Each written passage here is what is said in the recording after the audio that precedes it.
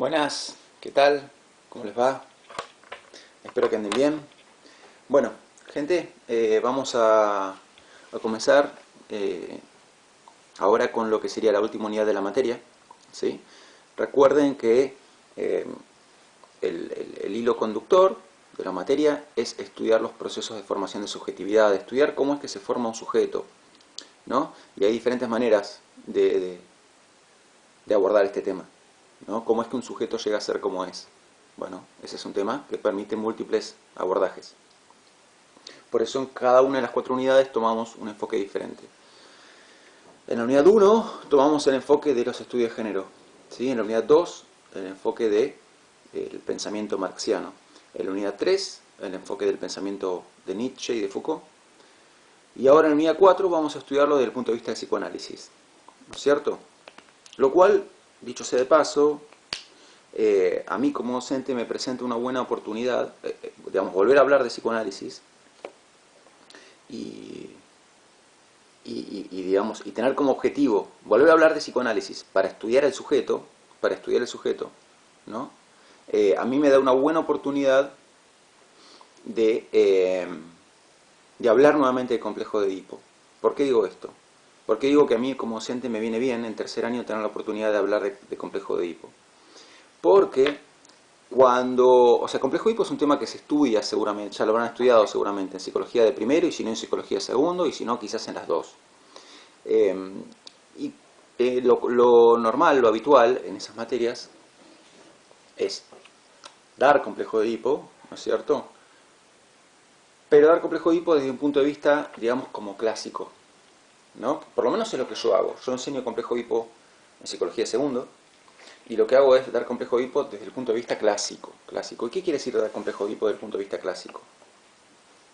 Quiere decir explicarlo como lo explica Freud en los textos más clásicos, ¿no? Entonces, como una historia donde el nene se masturba y recibe la amenaza del padre y no da bolilla a la amenaza del padre hasta que descubre, espía a la madre y ve que la madre no tiene pene, y bueno, así como un cuento, ¿no? Esta es la manera más clásica de explicar complejo de Edipo. Ok, ocurre que esta manera clásica de explicar complejo de Edipo tiene sus ventajas y sus desventajas. La principal ventaja es que es fácil de entender, y la principal desventaja es que deja abiertas preguntas, deja abiertos varios interrogantes. Hay preguntas que quedan sin contestar, ¿no? Porque si el complejo de Edipo es como una historia, y esa historia es en teoría universal, ¿qué ocurre si faltan capítulos en esa historia, si faltan eslabones en esa historia, ¿no? Entonces, digamos, por ejemplo, un capítulo en esa historia es que en algún momento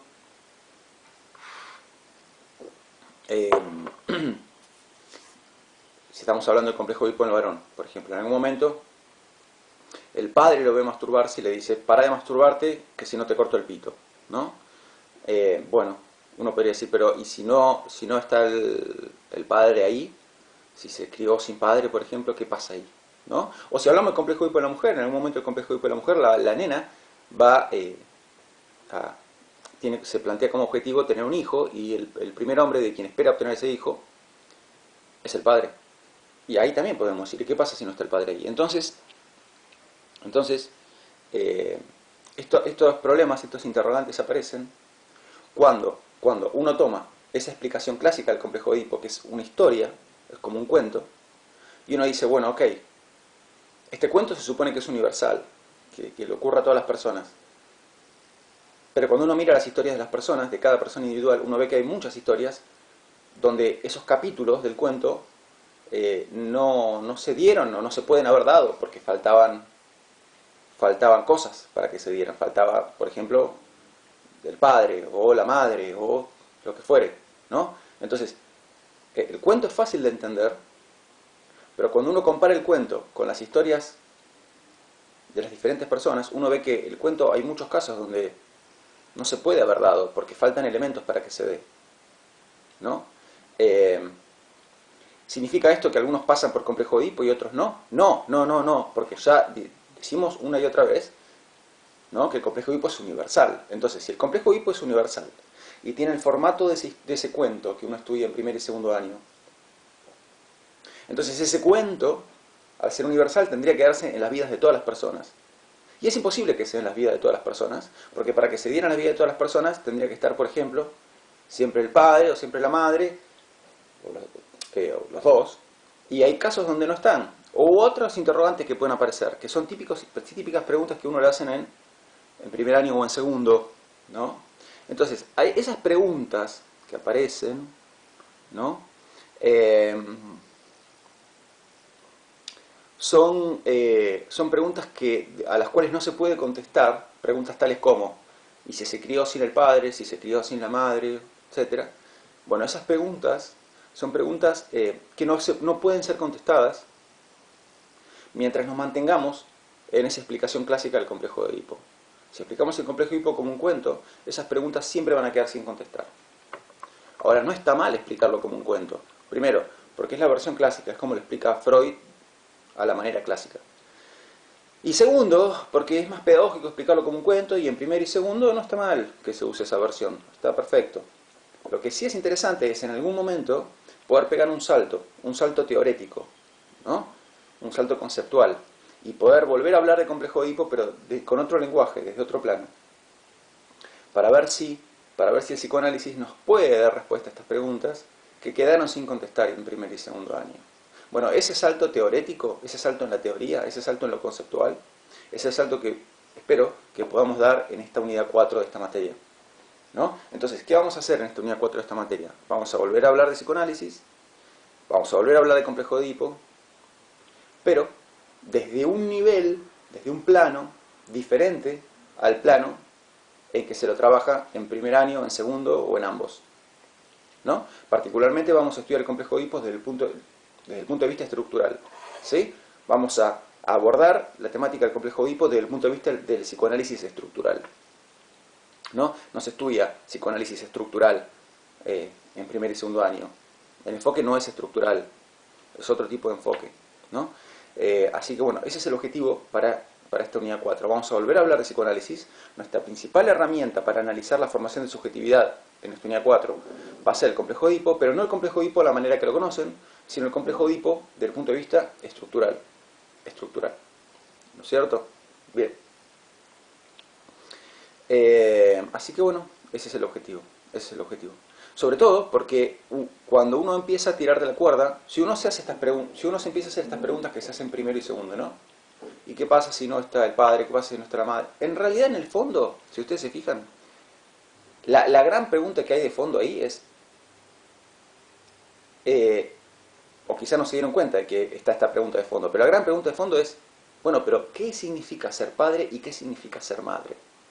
Esta es la gran pregunta que hay de fondo, ¿no? Porque si uno piensa, esta persona, por ejemplo, se crió sin padre.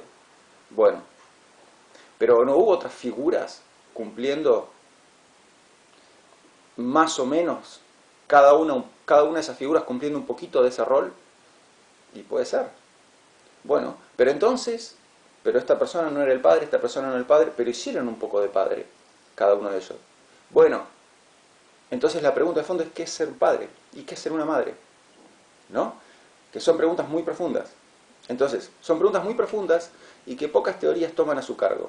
Hay muchas teorías en psicología, esto ya lo sabemos, pero que yo sepa, la única que toma a su cargo, ¿sí? La única que se carga en la espalda la pregunta ¿qué es ser un padre y qué es ser una madre? Es el psicoanálisis, ¿no? Entonces, el psicoanálisis, con todos los puntos débiles que puede tener, hay que reconocerla que es la única teoría que se esforzó, y me parece que bastante satisfactoriamente, en contestar qué significa ser padre y qué significa ser madre, ¿no? Entonces, estas dos preguntas no se pueden contestar desde el punto de vista clásico del complejo de Edipo. Hay que dar ese salto teórico que espero que demos, y ese salto teórico implica pasar de el complejo de Edipo, pasar de explicar complejo de Edipo desde el punto de vista clásico a explicar complejo de Edipo desde el punto de vista estructural. Y ese es el salto que espero que demos en esta unidad 4, ¿sí? Que es la última de la materia, y que espero que les resulte interesante, para mí lo es. Para poder hacer eso, lo primero que tenemos que hacer es, obviamente, repasar lo que ya sabemos del complejo de Edipo, desde el punto de vista clásico. Bueno, decía, esta clase en particular es una clase de nivelación, ¿no? O sea, estamos en tercera, ¿sí? Yo no soy docente de psicología ni en primero tercera ni en segundo tercera, ¿no es cierto? Además, hay gente que cursó psicología primero en primero quinta y se pasaron a segundo tercera luego y no tuvieron el mismo docente. Alguno o alguna de ustedes me habrá tenido quizás en alguna de las otras materias, hay recursantes también. Entonces, digamos, para yo poder explicar complejo Edipo desde el punto de vista estructural, necesito que esté una base mínima de conocimientos. Esa base mínima de conocimientos, me imagino que está, pero aún así, vamos a hacer esta clase de nivelación. ¿Qué vamos a explicar en esta clase? Vamos a repasar la teoría de la sexualidad infantil, ¿sí? El complejo Edipo del varón, el complejo Edipo de la mujer, y la teoría de la libido, ¿no? Esas cosas, esas 4 cosas. Para muchos y muchas de ustedes será volver a ver algo que ya vieron y será un repaso. Perfecto. Para algunos de ustedes será reforzar, y para algunos y algunas de ustedes será quizás ver temas que nunca vieron. Bueno, por eso es una clase de nivelación. Entonces yo necesito hacer ese escalón previo para quedarme seguro de que el siguiente escalón lo podemos dar en conjunto. Así que esta clase tiene como objetivo hacer ese escalón, hacer esa base, ¿sí? Repito que para ciertas personas será simplemente repasar, para otras personas será reforzar y para otras personas será ver cosas nuevas, puede ser. Dicho esto, obviamente los temas que voy a explicar en esta clase son temas que en segundo año, a los que les dedico en segundo año 3 clases, por lo menos. Así que voy a ir a un ritmo más rápido, ¿sí? Porque es una clase de nivelación, Entonces, y esto es tercer año. Entonces, voy a ir más rápido que lo que iría en segundo año. ¿Está bien? Ok. Bueno, largamos. A ver. El padre del psicoanálisis es el gran Sigmund Freud, ¿no? Como para arrancar de algo muy básico.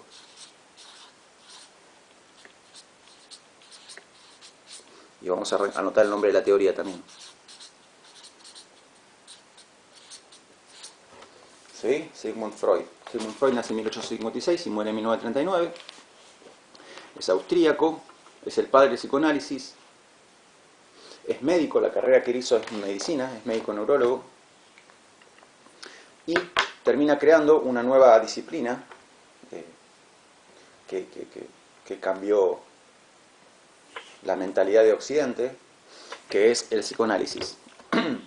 Bueno, ¿cómo descubre Freud el psicoanálisis? Lo descubre atendiendo pacientes con histeria, ¿no? Entonces la histeria es una enfermedad que se caracteriza por presentar síntomas que se parecen mucho. O sea, por ejemplo, ¿cuáles son síntomas de la histeria?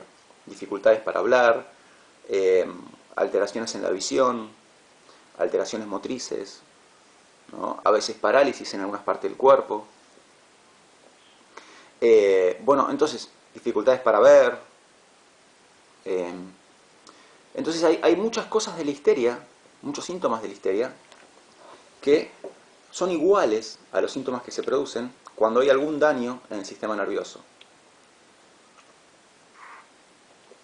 Pero precisamente lo que llamaba tanto la atención de los médicos de la época es que estas personas tenían estos síntomas sin tener ningún tipo de daño en el sistema nervioso. Con lo cual la histeria se vuelve un trastorno muy interesante de estudiar, porque entonces tienen síntomas muy parecidos a los que tendrían si tuviesen daño en el sistema nervioso, pero no tienen ningún daño en el sistema nervioso. Entonces, ¿por qué tienen estos síntomas? Ahí se abre un gran signo de pregunta y hay que contestar esa pregunta, ¿no? Con lo cual, a fines del siglo XIX, hay diferentes figuras que están tratando de contestar esa pregunta. La figura más de más autoridad en esa época era un psiquiatra francés llamado Jean Charcot, ¿sí?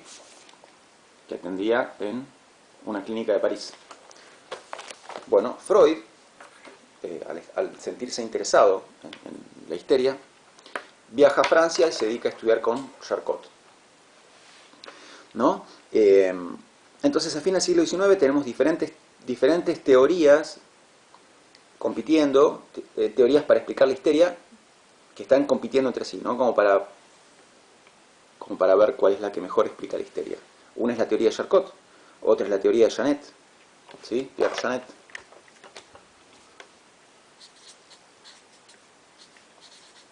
Pierre Janet era discípulo de Charcot, condiscípulo de Freud, ¿no? Entonces, Freud estudiaba con Charcot, Janet también estudiaba con Charcot.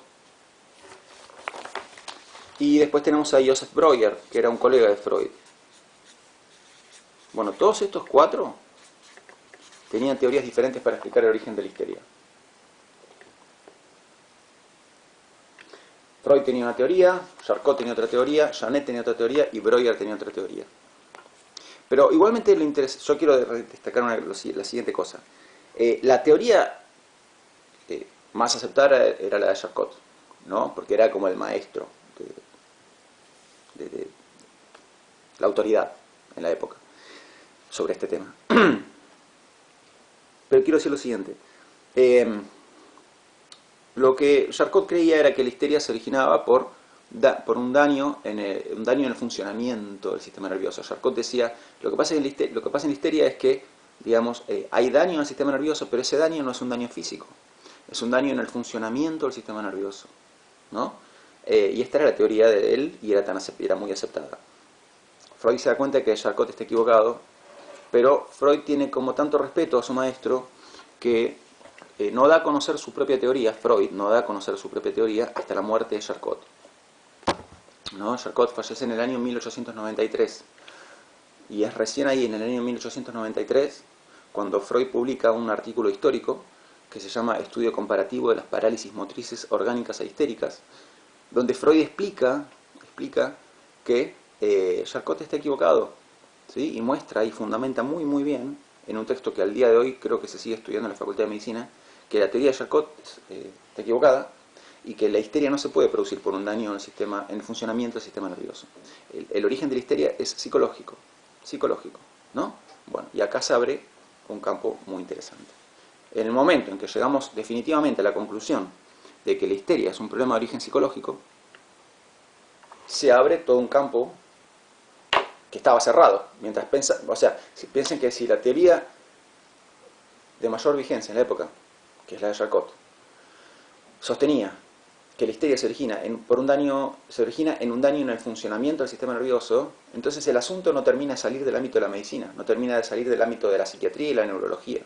En el momento en que Freud clausura esa posibilidad con su artículo y muestra que la histeria no se puede originar en un daño en el sistema nervioso, sea un daño físico o sea un daño funcional, la histeria no se puede originar en un daño de ningún tipo en el sistema nervioso, sino que la histeria necesariamente tiene un origen psicológico, entonces se abre otro campo, que es un campo psicológico, ¿sí?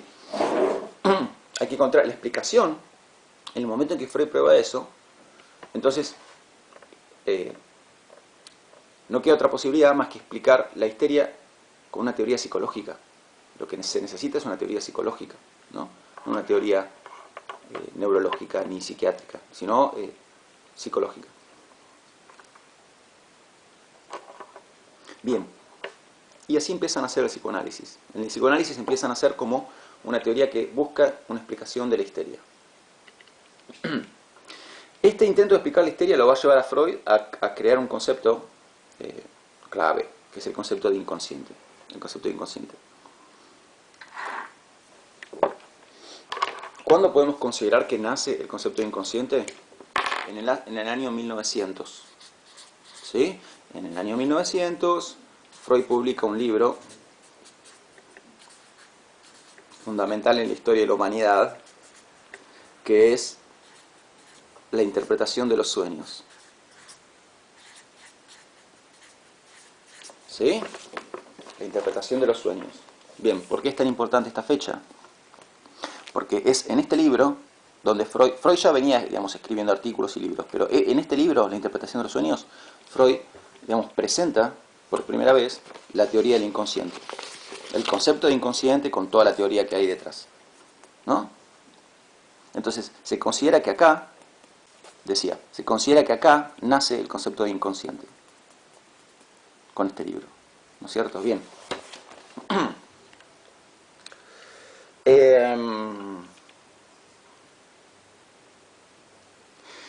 Entonces, digamos, la idea sería, decía, la idea sería que, digamos, a ver, digamos, alguito sobre la teoría del inconsciente sin ahondar demasiado, porque se imaginan que podría poner play y arrancar una materia anual entera sobre la teoría del inconsciente. Y esto es, decía yo, una clase de nivelación y repaso. A ver, a ver, a ver, a ver.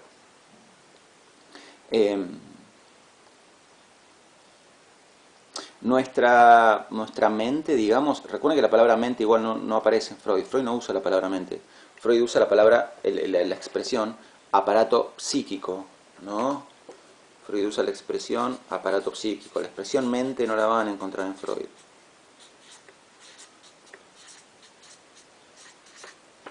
Entonces, nuestro aparato psíquico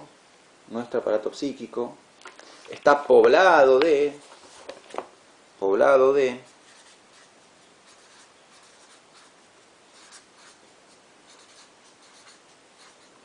representaciones. ¿Sí? Representaciones. Entonces, ¿qué son las representaciones? Bueno, la palabra representaciones es muy amplia, ¿no? La palabra representaciones, o sea, a ver, un pensamiento sería una representación, por ejemplo, una imagen sería una representación, una fantasía sería una representación, una sensación sería una representación, un recuerdo sería una representación, ¿no? Representación es todo aquello que se nos puede presentar en la mente, mejor dicho, en el aparato psíquico. Entonces, nuestro aparato psíquico está poblado de representaciones, Y el asunto es que, digamos, las representaciones se dividen básicamente en dos clases. Aquellas que son compatibles con nuestro yo y aquellas que no son compatibles con nuestro yo.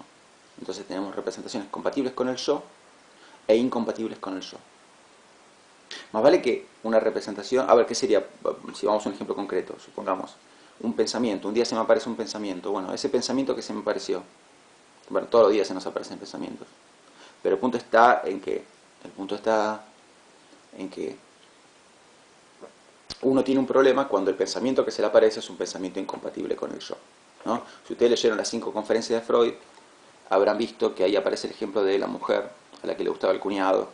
Entonces estaba velando a la hermana en el velatorio y en el momento en que está frente a la hermana muerta, se le aparece el pensamiento, qué bueno que se murió, se le aparece así de golpe el pensamiento, ¿no? Qué bueno que se murió, así ahora mi cuñado está libre. Bueno, ahí tienen un ejemplo de una representación, ¿no? Representación incompatible con el yo, porque justamente esta mujer no es que es una cínica ni mucho menos, sino que se le aparece el pensamiento y ella inmediatamente siente horror del pensamiento que se le apareció, ¿no? Entonces, ahí tienen un pensamiento que es incompatible con el yo, o sea, una representación incompatible con el yo, ¿no? Uno podría decir, no sé, si ese hombre que a ella le gustaba, en vez de estar con la hermana, hubiera estado con otra mujer, y en vez de morir la mujer en cuestión, simplemente se hubieran separado, a ella le hubiera venido el pensamiento, qué bueno que ahora está libre. Pero ahí ese pensamiento no hubiera sido incompatible con su yo, sino que hubiera sido un pensamiento totalmente compatible con el yo, ¿no? Estaríamos hablando de una representación, en ese caso, estaríamos hablando de una representación compatible con el yo. Bien, entonces, valga este ejemplo, simple, pero muy claro, para mostrar que las representaciones, sean pensamientos, fantasías, recuerdos, sensaciones, etc., se dividen en dos clases, aquellas que son compatibles con el yo y aquellas que son incompatibles con el yo, ¿no? Más vale que una representación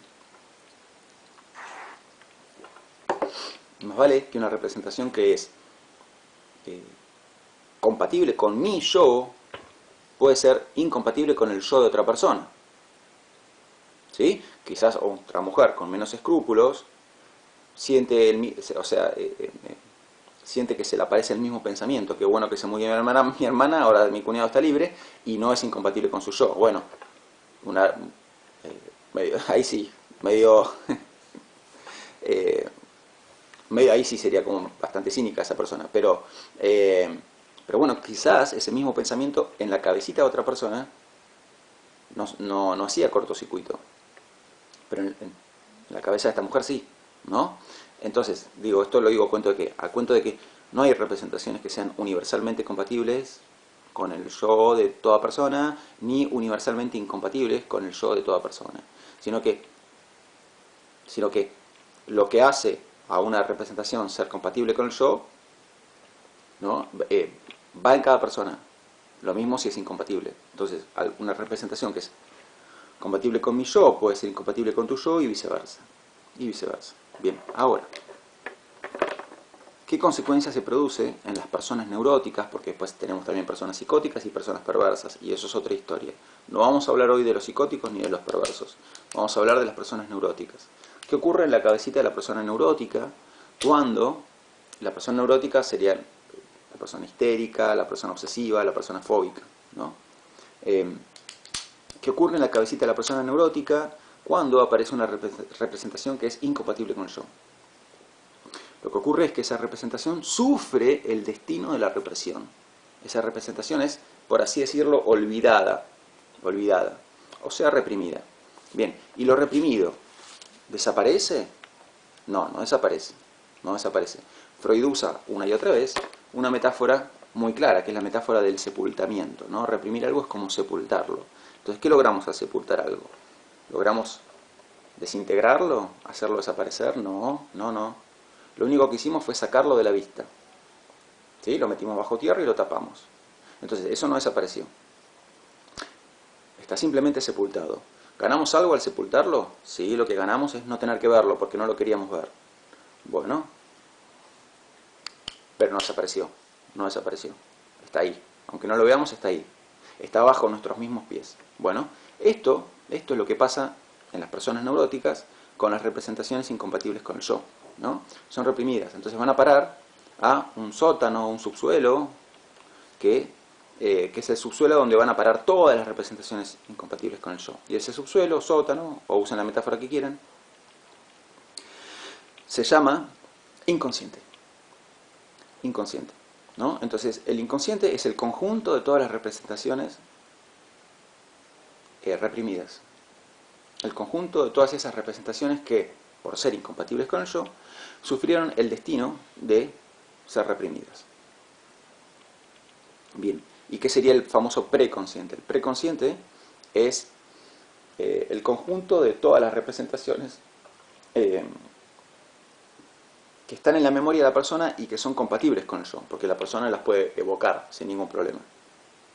Las representaciones incompatibles con el yo, sí, están también en la memoria, pero están en un cajón muy especial, que es el inconsciente. Entonces la persona no puede así con facilidad sacar cosas de ese cajón. En cambio hay otro cajón de donde se puede sacar con facilidad las cosas, que es el preconsciente, porque todo lo que está en el preconsciente es compatible con el yo. Entonces son recuerdos que podemos evocar sin dificultad.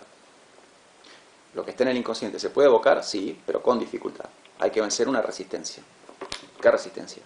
La resistencia al yo, porque el yo no quiere recordar esas cosas, ¿no es cierto? No quiere hablar de esas cosas, mejor dicho. Bueno, ok.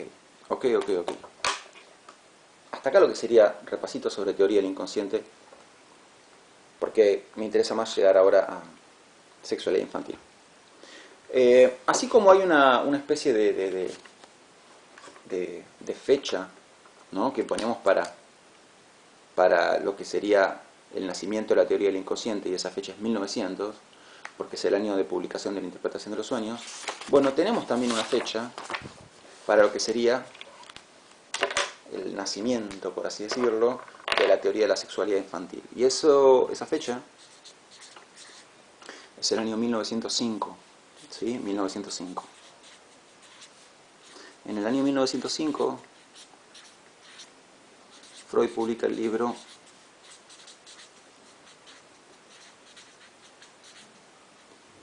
Tres ensayos para una teoría sexual. Tres ensayos para una teoría sexual.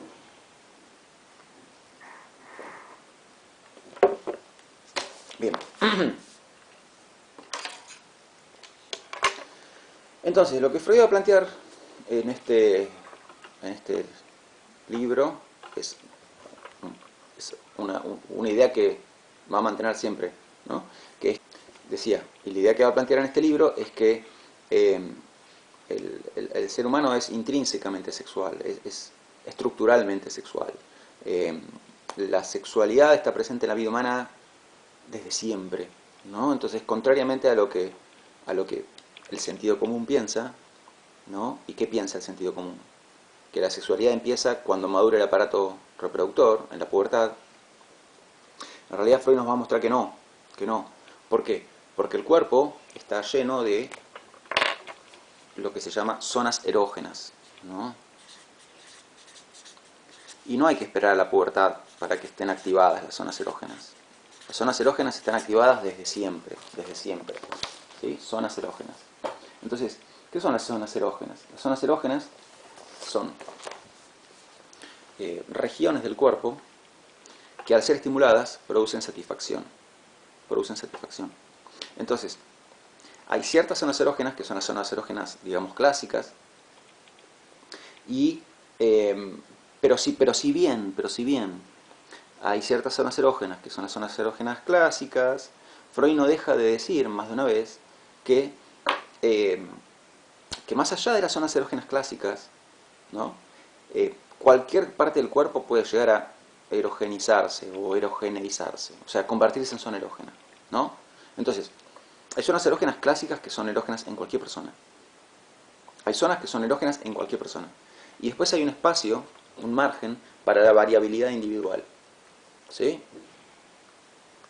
Porque de todo hay en la viña de Dios o de Freud. Bueno, así que vamos a repasar cuáles son las zonas erógenas clásicas. Esto ya lo deben saber. Las zonas erógenas clásicas son la región bucolabial,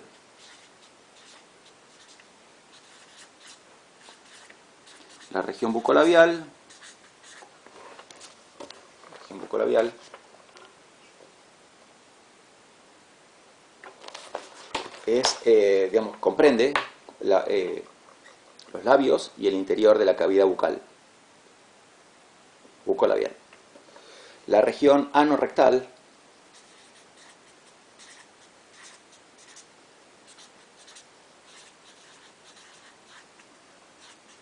que comprende también, como la palabra lo dice, ¿sí? El recto, que es el último tramo del intestino grueso, y el ano, y eso. Bien. Y tenemos, por último, la región genital, ¿sí?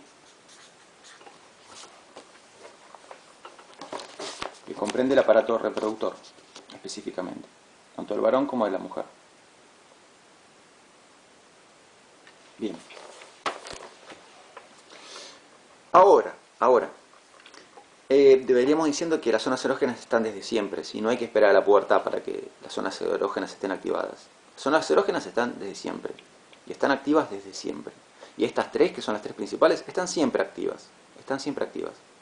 Lo que ocurre en los años de la infancia es que en cada momento de la infancia hay una zona erógena que es la principal en esa edad, en esa época de la vida, ¿no? Esto no significa que las otras estén desactivadas, significa que hay una que es la que comanda, ¿no? Entonces, este rol de ser la zona erógena predominante, la zona erógena que comanda, es un rol que va cambiando, porque hay un momento en la infancia, es un rol que va cambiando, es un rol que va pasando de zona erógena en zona erógena. O sea, al principio de la vida, la zona erógena predominante, principal, es una determinada. Ya les digo cuál es, o ya lo saben. Eso no significa que las otras estén desactivadas, significa que la predominante es tal. Luego la predominante pasa a ser tal, y las otras quedan en un segundo plano. Que queden en un segundo plano no quiere decir que queden desactivadas, quiere decir que están en un segundo plano. Y luego la principal está la otra. Entonces, ¿cuál es la zona erógena predominante al principio de la vida? La región bucolabial. Por eso la primera fase de la sexualidad infantil se llama fase oral. ¿Sí? Fase oral.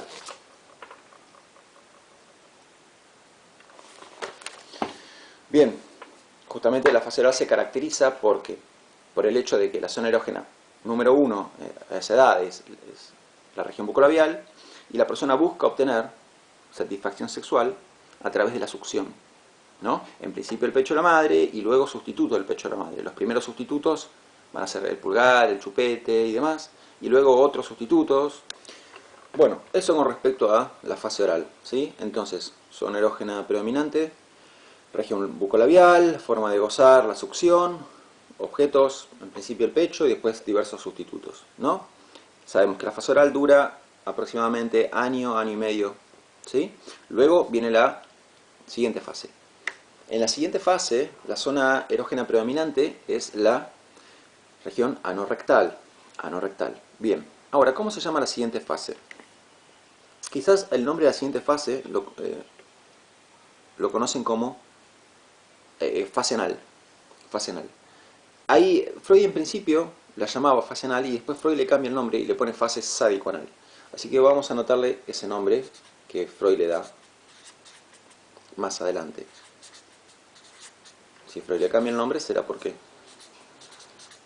este otro nombre es mejor, más adecuado que el otro. Entonces, la siguiente fase es la fase sádico-anal. Sádico-anal. Entonces la zona erógena predominante aquí es la región anorrectal. La forma de gozar es expulsar la materia fecal y o retenerla. Retenerla. ¿No? Es la edad justamente en que al nene o nena le enseñan a ir al baño y a veces quiere hacer, a veces no quiere hacer, a veces hace encima, ya sabiendo contener. Bueno, es todo un tema de eso, ya lo sabemos.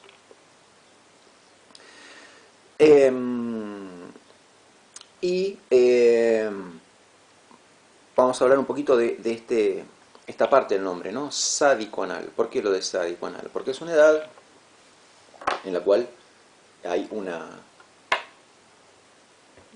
un florecimiento de impulsos agresivos, hostiles, sádicos. Es una edad en la que el nene o la nena está lleno de impulsos sádicos, agresivos, ¿no? Que se manifiestan hacia todo ser. O sea, puede pasar que le gusta aplastar insectos, torturar insectos, patear animales, agredir a sus propios seres queridos, ¿no? Lo cual no significa que no los quiera, justamente, ¿no? Mismo con los animales, puede querer un perro y patearlo también. Bueno, ustedes se preguntarán, ¿pero no es contradictorio? Sí, yo sé que es contradictorio, pero las personas tenemos eso, ¿no? Tenemos esa ambivalencia afectiva. La diferencia que tenemos los adultos con una persona de esta edad es que los adultos ya tenemos formado lo que Freud llamaba un super yo. Entonces si uno tiene amor hacia alguien, ¿no? Tu super yo te dice que no tenés que sentir hostilidad hacia ese alguien. Entonces, ¿qué haces? Cuando tienes una representación hostil hacia ese alguien o esa alguien, esa representación hostil sufre el destino de la represión. El nene o la nena de esta edad no tienen ese super yo. Entonces, cuando sienten un impulso hostil hacia alguien, una representación hostil, no tienen ninguna necesidad de reprimirlo. Entonces, pues, uno ve en esta edad conductas como, por ejemplo, agredir al perro de la familia, ¿no? Agredirlo, al rato darle besos y al rato agredirlo de vuelta. Más vale que si manifiesta agresividad no hay que permitirlo. ¿Está bien? Eso desde ya. Lo que estoy diciendo es que son cosas que a los ojos del adulto no cierran. Pero porque el adulto ya tiene un super yo. Y a causa de este super yo, el propio adulto no es consciente de que él mismo o ella misma siente impulsos hostiles hacia seres queridos, ¿no? No es consciente de eso.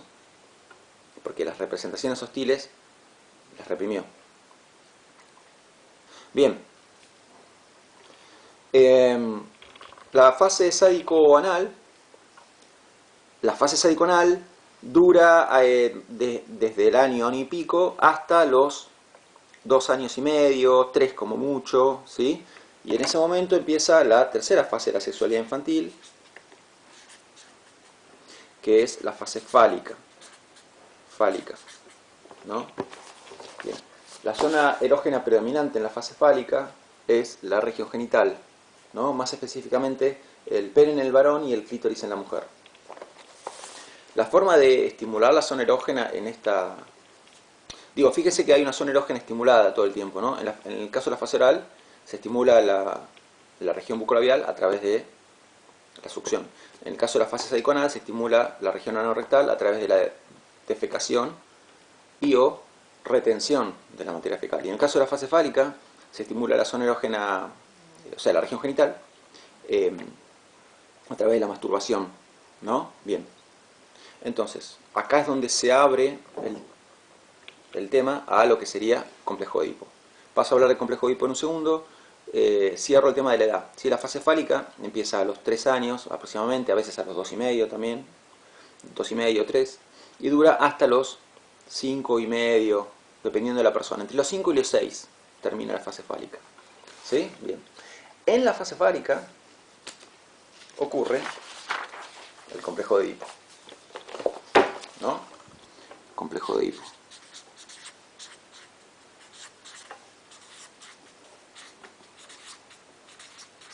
Bien. El complejo de Edipo ocurre en la fase fálica. En la fase fálica. Bueno, hay complejo de Edipo en el varón y complejo de Edipo en la mujer. ¿Sí? Si escucharon por ahí que el complejo de Edipo en la mujer se llama complejo de Electra, eso es falso. Eso es falso. ¿Sí? Freud nunca jamás llamó complejo de Electra al complejo de Edipo en la mujer. Así que táchenlo. Complejo de Edipo en el varón, complejo de Edipo en la mujer.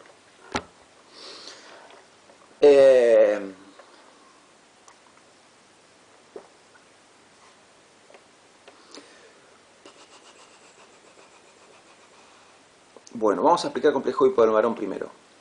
¿Sí? Vamos a explicar la versión clásica, porque esta es la clase de repaso, nivelación, etc. Bien. Imagínenlo. A ver, esto repito, el complejo de Edipo en su explicación clásica es como un cuento, ¿sí? Como un cuento que tiene capítulos, ¿no? Bien. O como una obra de teatro que uno va a ver. Bien. El complejo de Edipo en el varón, vamos a hablar del varón, se caracteriza porque el conflicto central de la obra de teatro es un conflicto que está dado de entrada. ¿Y cuál es ese conflicto central? El triángulo amoroso, ¿no? ¿Por qué? Porque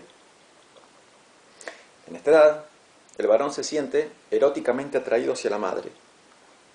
¿Sí? Eróticamente, sexualmente atraído hacia la madre. ¿Está? Entonces empezamos por aclarar esto. El varón siente deseo por la madre en esta edad.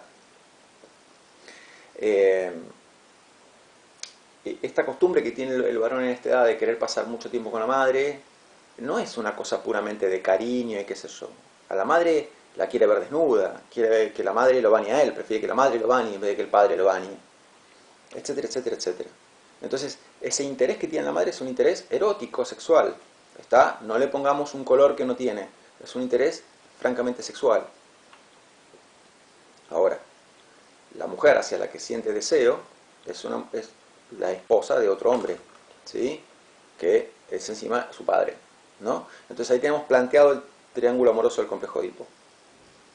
El varón desea a la madre, pero la madre ya tiene esposo, que es el padre.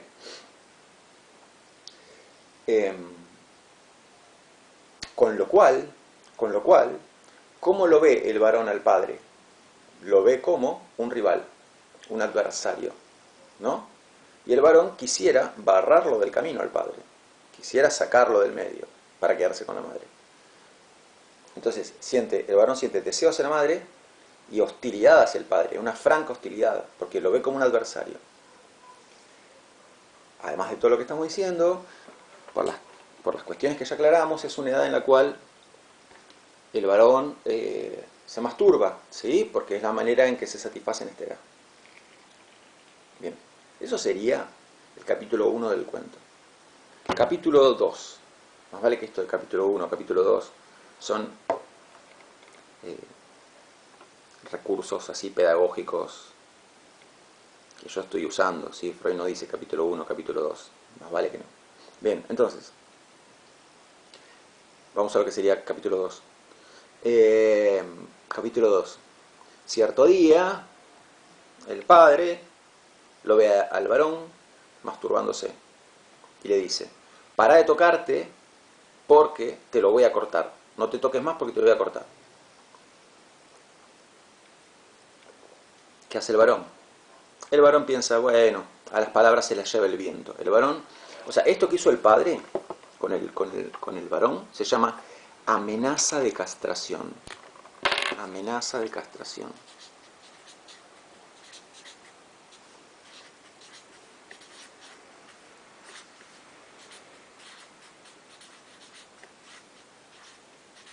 ¿Sí? La amenaza de castración es la amenaza de que se le va a cortar el pene.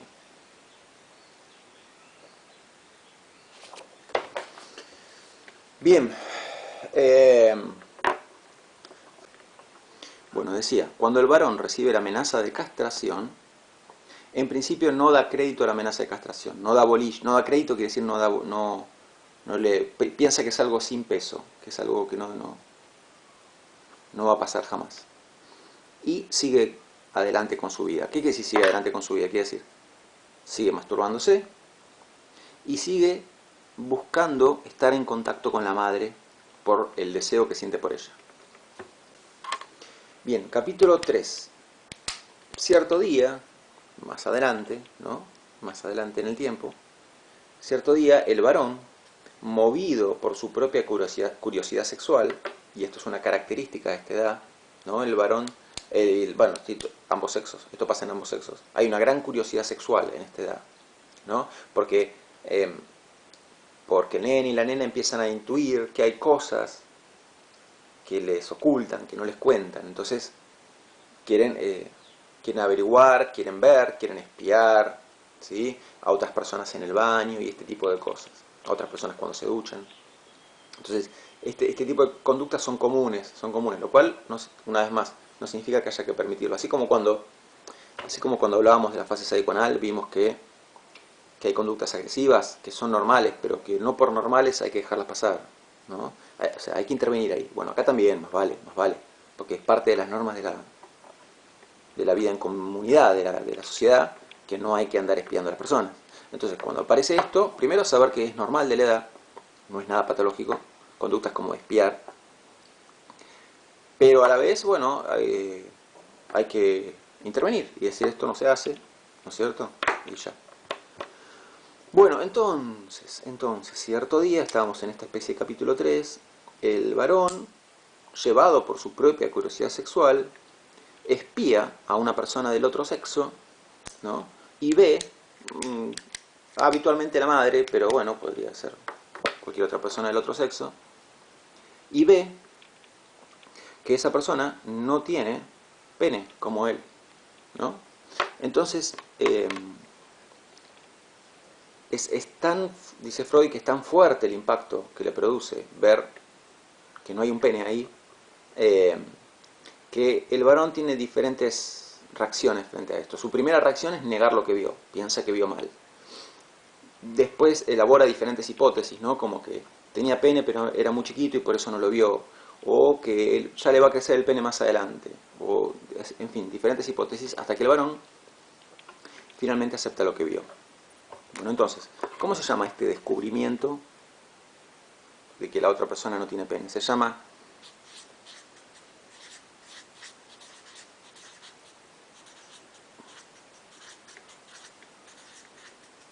descubrimiento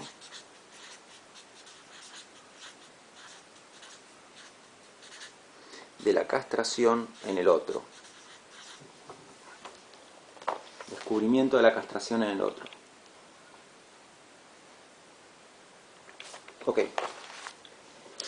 Entonces, cuando el varón descubre la castración en el otro, primero niega lo que vio, etcétera, hasta que finalmente acepta lo que vio. ¿Cuándo acepta lo que vio?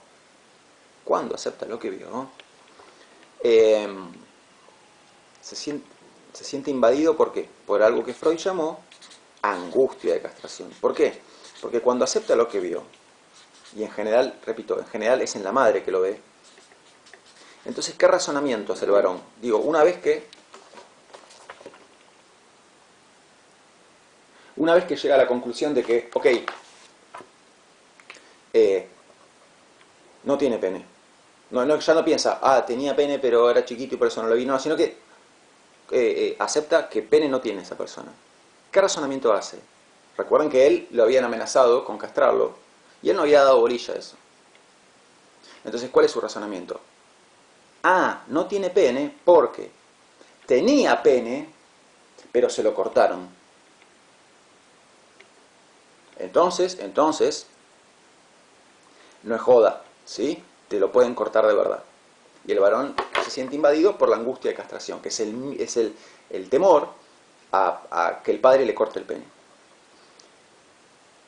Cuando el varón se siente invadido por la angustia de castración, se encuentra con que se bifurca su camino en la vida, ¿no? ¿Por qué? Porque hay dos caminos posibles. Digamos, el camino A, camino B. Si sigue el camino A, ¿no? Así como venía, si sigue con su vida así como era hasta ahora, ¿qué venía haciendo hasta ahora? Dijimos dos cosas fundamentalmente. Se masturbaba y buscaba contacto con la madre porque la desea. Ahora, se dio cuenta de que el padre lo puede llegar a castrar, que más vale que sabemos que no es real que lo va a castrar, pero digo, estoy hablando de lo que pasa en su cabeza, ¿sí? Si yo sigo adelante así como vengo, me expongo al riesgo de ser castrado y no quiero ser castrado. Entonces, camino B. ¿En qué consiste el camino B? Consiste en conservar el pene, pero, o falo, por eso la fase se llama fálica, falo es sinónimo de pene, conservo el falo, pero pago un doble precio, no es gratis conservar el falo, pago un doble precio. ¿Cuál es ese doble precio? Ese doble precio es abandonar la masturbación y renunciar al objeto de deseo, que es la madre. Bueno, la idea obviamente es elegir este camino B, ¿sí? Todos los varones que estén mirando este video y que no se hayan casado con la madre es porque eligieron el camino B, ¿sí? ¿Está bien? Hay algunos que no se casan con la madre, pero igualmente nunca logran tomar distancia de la madre, ¿no? Entonces, siguen viviendo con la madre toda la vida o se edifican una casa en el fondo y nunca logran separarse de la madre más que los 15 metros que separan la casa de la madre de la casa del fondo. Bueno, hay historias así, ¿no? Que no son casarse con la madre, pero tampoco está muy lejos de eso. Pero bueno, en fin. La idea es que tome el camino B, que es abandonar la masturbación y renunciar a la madre como objeto de deseo y conservar el pene. Bueno, cuando el varón elige esto,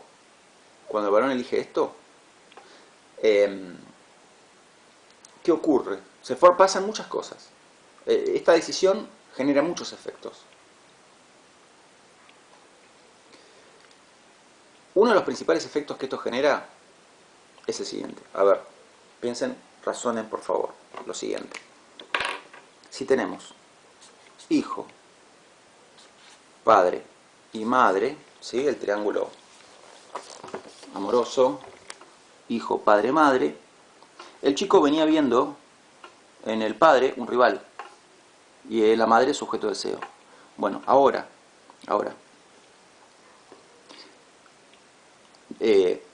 como toma el camino B, ya renuncia a la pelea esta de conquistar a la madre, de hacer desplazar al padre y quedarse con la madre. Ya está, abandonó, ese plan lo abandonó. Entonces va a dejar de ver en el padre un rival y va a pasar a ver en el padre ¿qué cosa? Lo deja de ver como un rival y lo pasa a ver como ¿qué? Como un modelo.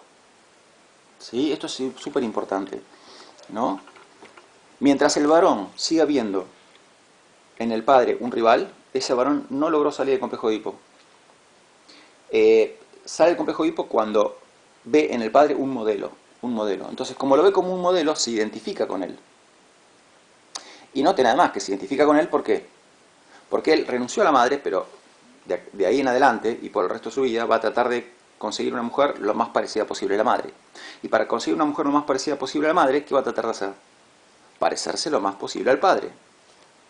¿Ven? Entonces, el varón se identifica con el padre, porque su razonamiento sería que parecerse al padre es la mejor manera de llegar a tener una mujer lo más parecida posible a la madre.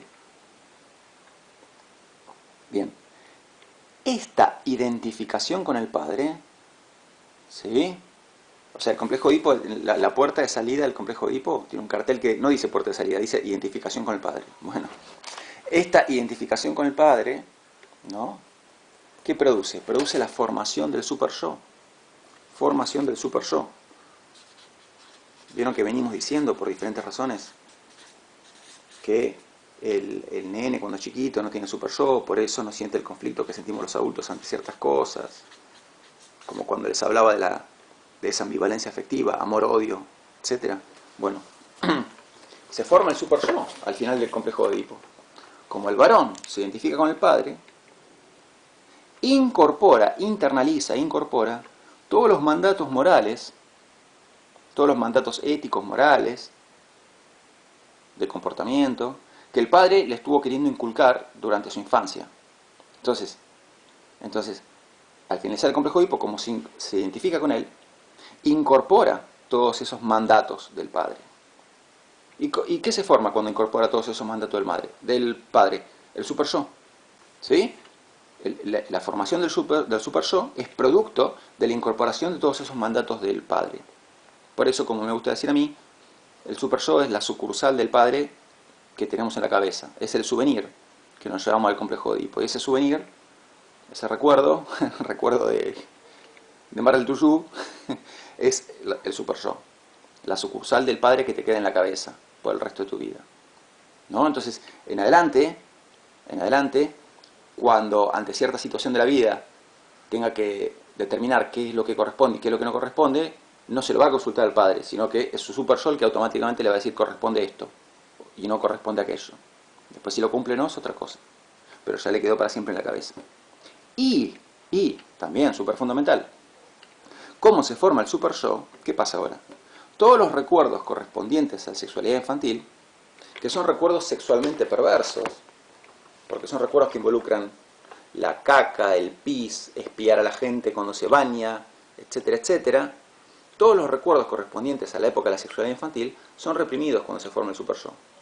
No hay represión hasta la formación del super yo. ¿Por qué no hay represión hasta la formación del super yo? Porque mientras no haya super yo, ninguna representación es incompatible con el yo.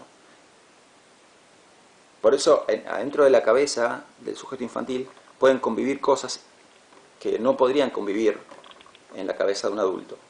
Pero en el momento en que tiene super yo, hay un montón de cosas que se le vuelven incompatibles, se le vuelven insoportables, intolerables, especialmente recuerdos. Entonces, hay una represión de una enorme cantidad de recuerdos. Cuando se forma el super yo, ¿sí? Se aprieta el botón rojo. O sea, se reprime una gigantesca cantidad de recuerdos correspondientes a los años de la fase oral, la fase sexual y de la propia fase fálica y del propio complejo de Edipo, ¿no? Por eso no recordamos nuestro propio complejo de Edipo y no recordamos tantas otras cosas de la sexualidad infantil. Y fíjense que esa represión es tan grande que no solamente esa represión no solamente manda al sótano los recuerdos de carácter sexual, sino que manda al sótano de todo, ¿no? Porque si se fijan, cuando uno quiere recordar cosas del pasado, si te preguntan por recuerdos de los 10 años, podés hablar 8 años también, 7 también, 6, primer grado de la primaria también. Pero ya más para atrás que eso hay como una tremenda laguna, ¿sí? Hay una pantalla en negro. Bueno, ¿qué significa eso? ¿Que nuestro cerebro no había terminado de madurar? No. Significa que esos años, lo que es anterior a 6 años, digamos, está tan poblado todo, esos años están tan llenos de recuerdos incompatibles con el yo, hay tanto, en su momento hubo tanto por reprimir, ¿no? ¿Qué hizo nuestra cabecita? Nuestra cabecita reprimió. Había tanto por reprimir que reprimió no solo lo que había que reprimir, sino que reprimió todo. Hundió el continente entero. El continente que serían todos los recuerdos anteriores a los 6 años, ¿no? Entonces, había tanto por reprimir que nuestra cabecita no estaba en capacidad de discernir qué había que reprimir y qué no había que reprimir. Porque usted, digamos, uno podría decir, no podría yo hoy en día recordar un recuerdo que no tenga ningún carácter sexual ni nada incompatible con mi yo adulto. Como podría ser, no sé, un partido de fútbol que jugué a los 4 años y medio con compañeros del jardín. No podría recordar eso. ¿Dónde está ahí lo incompatible? Ya sé, hay muchos recuerdos que no sería incompatible recordar. Pero sin embargo, esos recuerdos que no sería incompatible recordar, que no sería incompatible con el yo recordar, sufrieron también el destino de la represión. ¿Por qué? Porque había demasiado que reprimir. Entonces nuestra cabecita lo que hizo fue meter a todo en la misma carretilla y mandarlo al sótano del inconsciente. Por eso no tenemos casi recuerdos de nuestra vida antes de los 6 años. ¿Qué significa que no lo tenemos? ¿Significa que se borraron? No, significa que están en un subsuelo muy especial que se llama inconsciente. ¿No es cierto? Bien, ¿cómo se llama el periodo de la vida que empieza? Perdón, noten de paso que, a ver, vamos a hacer el típico dibujo que yo hago cuando explico estas cosas. Si tenemos la línea de la vida, ¿no es cierto?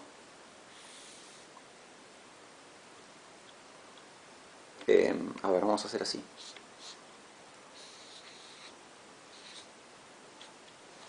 Acá vamos a anotar los años de la sexualidad infantil, que comprenden 3 fases. Fase oral, fase sádico-anal y fase fálica.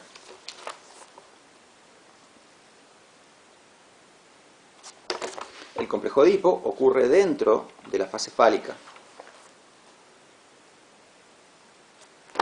¿Sí? Bien. ¿Hay super yo a partir de cuándo?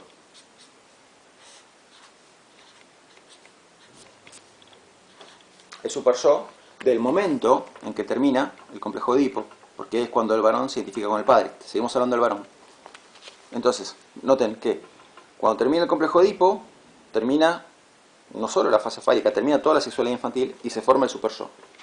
¿Cómo se llama el periodo que viene a continuación? Se llama periodo de latencia, ¿no? Que es un periodo en el cual la sexualidad está adormecida, desactivada. ¿Y cuándo termina el periodo de latencia? Termina cuando llega la pubertad. La pubertad. Y ahí viene lo que habrán estudiado, imagino, en materias previas, como metamorfosis de la pubertad. No vamos a hablar de eso en esta materia. Bien. Por eso, a grandes rasgos, el periodo de latencia coincide con la primaria y esto con la secundaria, pero la pubertad estaría al principio. El punto acá justamente está en que la pubertad no llega a la misma edad en todas las personas, ¿no? Entonces, muy a grandes rasgos el periodo de latencia coincide con la primaria. Pero ¿cuándo termina el periodo de latencia? O sea, ¿cuándo termina este adormecimiento de la vida sexual? Cuando llega la pubertad. Cuando llega la pubertad, ¿no? se produce una reactivación de la sexualidad, lo cual implica todo un montón de otras cosas que yo no voy a explicar en esta materia. Ok, bien, hasta acá el complejo de Edipo en el varón. Yo tenía pensado cumplir con todo el repaso hoy, ya les digo que no, es demasiado. Todavía me queda todo complejo de Edipo en la mujer y teoría de la libido, ¿no? Como cuestiones para repasar y para continuar con la nivelación. Vamos a cortar acá. Entonces, tema de hoy, hicimos esa introducción general a Freud, hablamos un poco de la teoría del inconsciente, hablamos de la fase de la sexualidad infantil y del complejo de Edipo en el varón. ¿Sí? Vamos a cortar este video acá. Bueno, nos vemos en la próxima. Chao.